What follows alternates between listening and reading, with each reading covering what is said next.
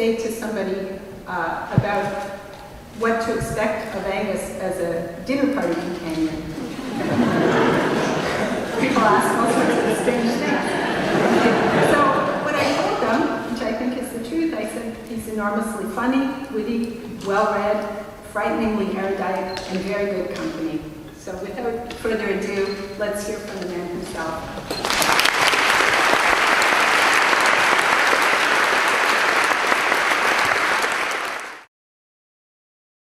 Healthcare is a really, really hard thing. And, you know, we in America should be pretty careful about not preaching healthcare solutions to the rest of the world, because we're not exactly terrific at it ourselves. But I do worry about a world in which the rich get to write the rules, which the rest of us then have to obey. So inequality seems to me a very serious threat. I talked a little bit about these people, the people who suffered from globalization, the people who, I'll talk a little more about this work than Anna and I are doing, but these are the people who in middle age have discovered that all the promises they were made about a better life are really not coming to pass. There are people who are not so well educated, and there are people who've had negative income growth for a very long time. And these are the people who are dying of drug overdoses, of alcohol overdoses, and who are killing themselves in very large numbers in middle age, enough to actually turn around the whole mortality profile of the United States in middle age. So bad things are happening, and it's not that inequality causes these things in any very, very direct way, but extreme inequality is making all of these things worse. In my family, most of the people in my family thought I should be out in the fields and were very uncomfortable with me reading a book at home. And once again, I had the good luck that my father didn't think that way. But I think there are these strokes of luck that if you reran the world, it would be shuffled in a very different way.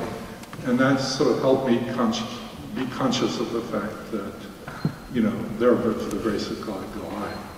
And, you know, you could be where I am. And it's just the luck of the draw. And that's been very important to me. I'd hate to trace it through my work, but anyway. Just take us through, if you could, the phone call that you got this morning. So, of course, I knew my name was on the list.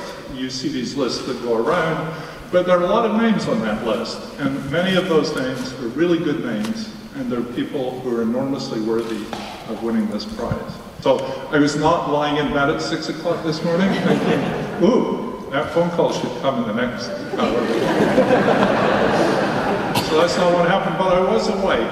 So, you know, I didn't have to pinch myself awake and pretend that, make sure I still was. I wasn't still asleep.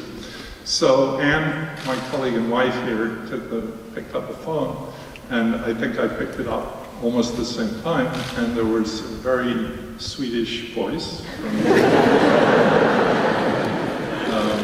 which is almost enough, you know.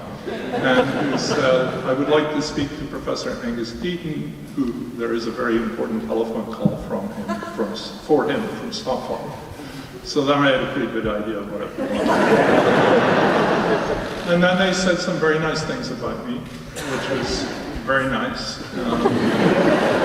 Including, as I just said, this sort of conception of my life's work, which was sort of a gift in itself. I didn't really know what it was until that moment. I thought, oh, that's a good way of thinking about it.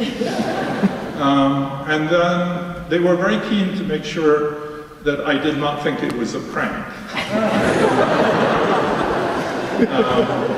And I don't know whether this is common. I've never had a prank phone call telephone.